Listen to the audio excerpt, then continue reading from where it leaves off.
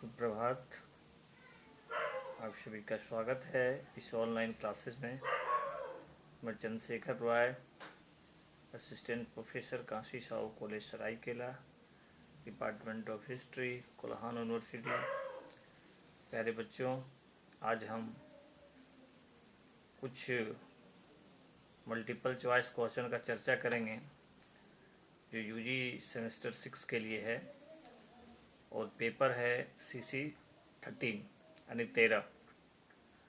बच्चों, इस पेपर में आपको भारत में प्रेस का जो विकास हुआ और जो जो अधिनियम आए यहाँ पर प्रेस पर प्रतिबंध लगाने के लिए, उससे संबंधित आपको सिलेबस में दिया गया है और इससे आपको प्रश्न पूछे जाएंगे।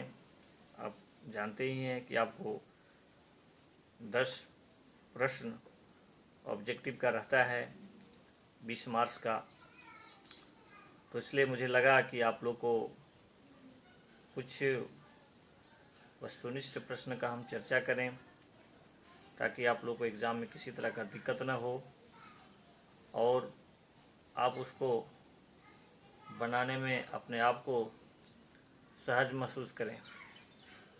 प्यारे बच्चों, प्रेस भारत में जहाँ तक देखा जाए इसकी शुरुआती दौर में तो इसका पहला प्रयास पुर्तगाल लोगों ने किया। ठीक है, यानी पुर्तगीज लोग यहाँ पर आए और उन्हें सबसे पहले प्रेस का स्थापना करने की बात चली और उन्होंने पहला प्रेस स्थापित किया। तो आपको प्रश्न पूछे क्या जाएंगे बच्चों? आपको पूछे जाएंगे कि यहाँ पर जो भी पत्र पत्रिकाएं किताबें जो छपे उसके आपको प्रकाशक से पूछे जाएंगे, लेखक कौन थे उसके पूछे जाएंगे, और कौन सा जो अधिनियम आया पेपर से संबंधित, प्रिंट से संबंधित, उसमें क्या खासियत थे, किस गवर्नर ने लाए थे और उसके इम्पोर्टेंट फैक्ट से संबंधित आपको जानकारी होना चाहिए। प्यारे बच्चों, भारत में जो हैं अखबार हैं वो प्रारंभ हो गए हैं लिखने के लिए, अंग्रेजी में, बंगाली में, अन्य भी भाषाओं में धीरे धीरे इसका विकास हुआ। तो आपको जो प्रश्न पूछे जाएंगे, जैसे मैं आपको बताता हूँ, जैसे आपको पूछ देंगे कि सोम प्रकाश नामक जो अखबार था उसके संपादक कौन थे, तो सोम प्रकाश जो थे, पत्रिका थी, उसके संपादक जो थे, उसके जो लेखक थे वो थे ईश्वर चंद्र विद्यासागर। ठीक है, तो उसमें आपको 4 ऑप्शन रहेगा कि सोम प्रकाश के लेखक कौन थे, तो उसमें आपको विद्यासागर को, ईश्वर चंद्र विद्यासागर को आपको टिक करना है। तो इसलिए एक कलेक्शन आपके पास होना चाहिए कि किसने क्या क्या छापा। जैसे आपको दे देगा अल हिलाल नामक जो पत्रिका थे उसके संपादक कौन थे। ठीक है, तो उसमें आप जब तक नहीं जानिएगा तब तक आपसे नहीं होगा। तो इनका थे अबुल कलाम आज़ाद। इसी तरह से यंग इंडिया के संपादक कौन थे? ठीक है, यंग इंडिया के संपादक थे आपके महात्मा गांधी, MK गांधी जी। तो इस तरह से इस टाइप का प्रश्न आपको पूछे जाएंगे, इस तरह की संभावना है, क्योंकि तरीका तो यही है पूछने का। क्योंकि जितने भी लेखन हुआ है, अखबार जो हुए, जो भी पत्रिका हुए, है ना, जैसे राजा राम मोहन राय जी का भी प्रेस के विकास में बहुत महत्वपूर्ण भूमिका रही है। ठीक है, तो उनकी भी पत्रिकाओं को आपको जानने की आवश्यकता है कि वो कौन कौन से पत्रिका का प्रकाशन कर रहे थे, लेखन कर रहे थे। उनकी क्या योगदान है। हो सकता है आपको इससे बड़ा लॉन्ग क्वेश्चन में पूछा जा सकता है कि प्रेस के विकास में राजा राम मोहन राय जी का योगदान को वर्णन करें। तो प्यारे बच्चों, मैंने तो आज का MCQ लेकर ही चला कि भाई आपको इससे वस्तुनिष्ठ प्रश्न आपको बताएंगे, लेकिन आपको ये भी जानकारी होना चाहिए कि प्रेस से आप परिचित हैं।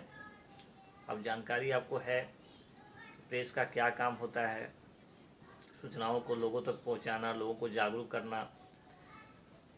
तो जैसे जैसे यहाँ प्रेस का विकास होते गया, डेवलपमेंट होते गया, उसका प्रभाव भारतीय स्वतंत्रता आंदोलन पर भी पड़ा। लोग जागरूक हुए, अंग्रेजों को नीतियों का प्रकाशन होना प्रारंभ हुआ, यानी अंग्रेजों के खिलाफ में एक संगठित आंदोलन होना प्रारंभ हो गया। तो इससे अंग्रेज भी भयभीत हुए, चकित हुए। उन्होंने तरह तरह के अधिनियम लाने का प्रयास किए ताकि हमारे यहाँ की जो लेखक हैं, प्रकाशक हैं, उनके मुंह को बंद कर सके। वे जानते थे कि लोगों तक सच्चाई हमारा जो है सो पर्दाफाश हो जाएगा, लोग जागरूक हो जाएंगे, वे हमारे खिलाफ में संगठित हो जाएंगे। इसलिए उन्होंने समय समय पर अधिनियम लाए। बच्चों, आपके पूरा सिलेबस में अधिनियम दिया हुआ है। 1823 का अधिनियम, उसके बाद जो है सो वेलेस्ली के समय जो अधिनियम लाए, उन्होंने सेंसर बिठा दिया। लाइसेंसिंग जो होता है, लाइसेंस जो कानून होता है, ये आपको प्रकाशन करना है तो उसके लिए आपको लाइसेंस लेना पड़ेगा। ठीक है। तो सबसे पहले जिस व्यक्ति ने प्रेस को बाधित करने का प्रयास किया हमारे यहाँ का, वो व्यक्ति था लॉर्ड वेलेस्ली। क्योंकि आपको पता है बच्चों, लॉर्ड वेलेस्ली ने वर्साई की जो संधि है, सहायक की संधि उन्होंने इम्प्लीमेंट यहाँ करने का प्रयास किया और कई राज्यों को उसने मिलाया, जैसे हैदराबाद, मैसूर, इस तरह से कई राज्यों को वो धीरे धीरे करके वो यहाँ पर शामिल कर रहा था अपने साम्राज्य में। तो स्वाभाविक है कि वो भयभीत भी था कि क्योंकि यहाँ पर पत्रिकाओं के माध्यम से उनकी नीतियों का भी खुल रहा था, लोगों तक पहुँच रहा था।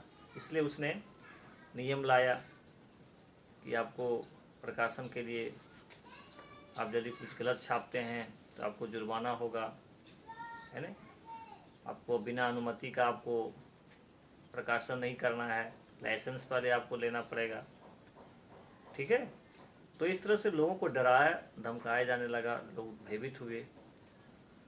आगे चल करके एडम्स ने जो है 1823 का विज्ञप्ति नियम लाता है। उन्होंने पूरी तरह से प्रेस पर प्रतिबंध लगा देता है, तरह तरह का नियम लाता है कि आप यदि कोई गलत प्रचार करते हैं, गलत प्रकाशन करते हैं तो आपको 400 रुपया जुर्माना लगेगा, आपकी प्रेस को भी जब्त कर दिया जाएगा।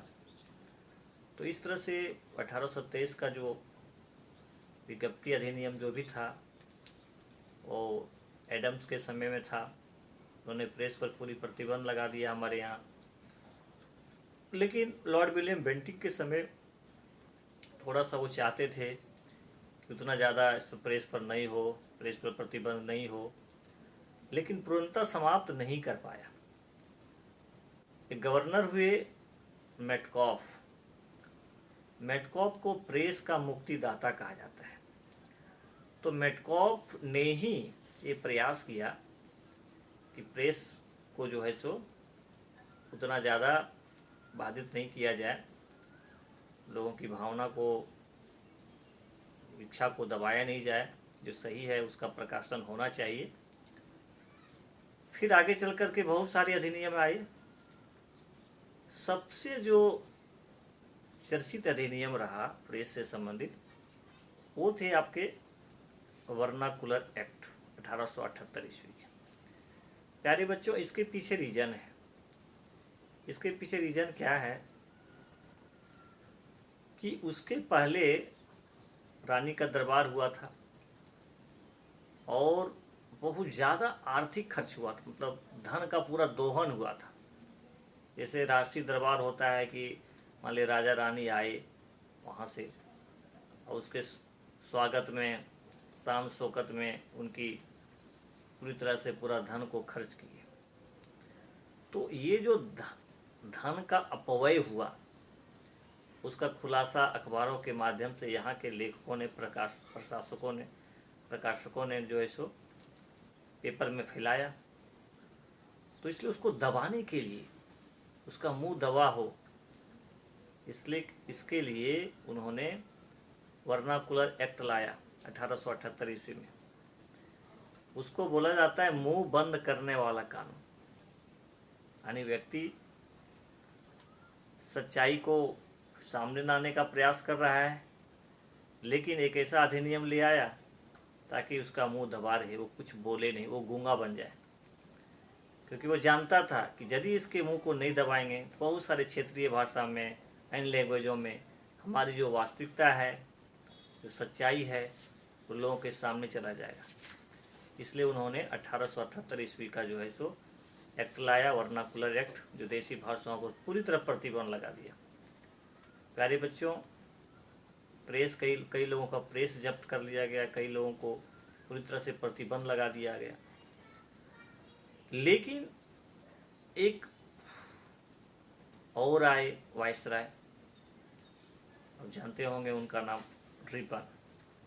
रिपन ने इस तरह का जो वर्नाकुलर एक्ट था उसको समाप्त किया। कि रिपन सच्चे मायने में अच्छे व्यक्ति थे, अच्छे प्रशासक थे, वे यहाँ के स्थिति को समझते थे। इसलिए उनके शासनकाल में, उनके कार्यकाल में, हम आपको पहले भी बताए होंगे कि उनके कार्यकाल में कुछ अच्छा कार्य हुआ। जैसे उसने स्वशासन को बढ़ावा देने का प्रयास किया। पूर्ण रूप से जो सबसे पहले अच्छा तरीका से जनगणना हुआ उन्हीं के समय में। इसके पहले 1871 में मेयो के समय जनगणना हुई, लेकिन वो उसको वैज्ञानिक तरीका से जनगणना नहीं बोला जाएगा, विधिवत रूप से जनगणना नहीं बोला जाएगा। मतलब इस जनगणना को अच्छे ढंग से किया गया। तो प्यारे बच्चों, और भी अधिनियम आते रहे, प्रयास होते रही, नए नए कानून बनते गए, ताकि हमारी जो आवाज़ है वो बंद रहे। हमारे यहाँ का जो शिक्षित व्यक्ति थे, जो अपने अखबारों के माध्यम से, पत्रिकाओं के माध्यम से कुछ बोलना चाहते थे, उसको उन्होंने समाप्त करने का प्रयास किया। तो इस तरह से आपको कुछ टॉपिक थे जिसको आपको जानने की आवश्यकता था। कुछ पत्रिकाओं को आप जान लीजिए कि इसका कुछ किताबें हैं, अखबार हैं, उसके बारे में जान लीजिए कि इसके संपादक कौन थे। तो हम कुछ प्रश्न का चर्चा करते हैं। जैसे प्रख्यात समाज सुधारक ईश्वरचंद्र विद्यासागर ने कब सोम प्रकाश का प्रकाशन एक साप्ताहिक रूप में प्रारंभ किया था? आपको ऑप्शन दिया है 1859, 1860, 1862, 1863। प्यारे बच्चों, इसका आंसर होगा 1859, क्योंकि ये जो प्रकाशन हुआ था, इन्होंने ही नील आंदोलन जो हुए थे उनके विषय में प्रकाश डालने का प्रयास किए थे। सोम प्रकाश ईश्वरचंद्र विद्यासागर से आप परिचित हैं बच्चों।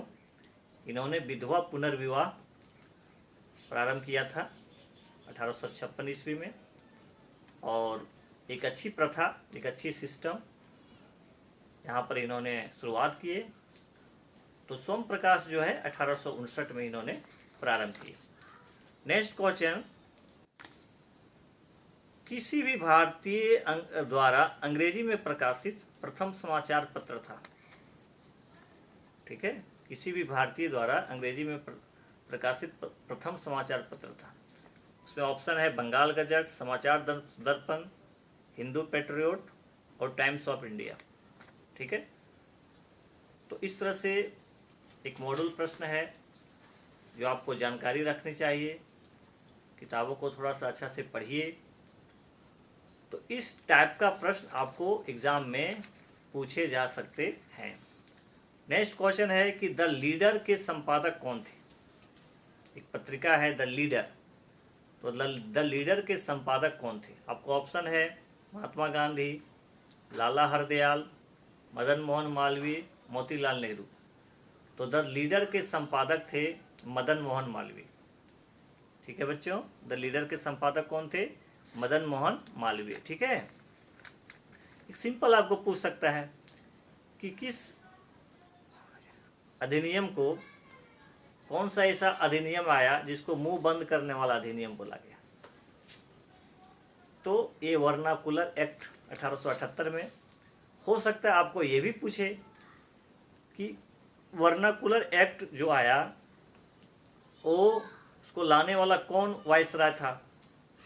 ठीक है, कौन सा गवर्नर ने उसको लाने का प्रयास किया? गवर्नर जनरल ने। देखिए आपको मैं बताता हूँ, 1857 के बाद गवर्नर जनरल का नाम क्या हो गया? वाइसराय हो गया। कौन सा वाइसराय था जिन्होंने वर्नाकुलर एक्ट लाया था? तो लॉर्ड लीटन। कौन था बच्चों? Lord Lytton. ठीक है, लाइट बंद करो सर। Lord Lytton. तो लॉर्ड लीटन के समय ही, लॉर्ड लीटन के समय ही जो है सो वर्नाकुलर एक्ट आया था। तो इस तरह से इस टाइप का आपको प्रश्न पूछा जा सकता है परीक्षा में। जैसे नेक्स्ट क्वेश्चन है कि वर्नाकुलर पेक्स एक्ट किसने हटाया? नेक्स्ट क्वेश्चन ये भी पूछ सकता है कि वर्नाकुलर एक्ट किसने हटाया? तो आपका क्या हो जाएगा? ऑप्शन सुन लीजिए, ऑप्शन क्या है? Lytton, Ripon, Dufferin, Metcalfe. तो वर्नाकुलर एक्ट को जो है सो रिपन ने हटाया। और ये भी पूछा जा सकता है कि प्रेस का जो मुक्तिदाता है ना, जिसने प्रेस को सबसे ज्यादा बढ़ावा देने का प्रयास किया, उसको बोला जाता है मेटकॉफ को। मेटकॉफ को। ठीक है। तो इस तरह से एक मॉड्यूल प्रश्न था, मतलब इस टाइप का प्रश्न आपको पूछा जा सकता है बच्चों। अब जो हम आगे वीडियो बनाने का प्रयास करेंगे उसमें इसमें जो भी एमसीक्यू छूट गए हैं, यानी जो भी आपके लिए संभावित बन सकते हैं, उसके विषय में हम एक वीडियो बनाएंगे। और एक दो वीडियो इस टॉपिक पर, इस पेपर में हम लोग लॉन्ग क्वेश्चन करने का प्रयास करेंगे। लॉन्ग क्वेश्चन चाहे वो शॉर्ट क्वेश्चन हो, इसका हम लोग चर्चा करेंगे, ताकि आपका किसी भी खंड से आपको ये न लगे कि आप इससे फैमिलियर नहीं हैं, आप इसके बारे में नहीं लिख सकते हैं। इसलिए बच्चों आज के लिए बस इतना, और आगे हम प्रयास करेंगे कि आप लोग के लिए जो भी उपयोगी हो सकता है मैं लाने का प्रयास करूंगा, ताकि आपको ज़्यादा से ज़्यादा समझ में आए और परीक्षा में आप अच्छे ढंग से लिख सकें। आज के लिए बस इतना। आप सभी को बहुत बहुत धन्यवाद।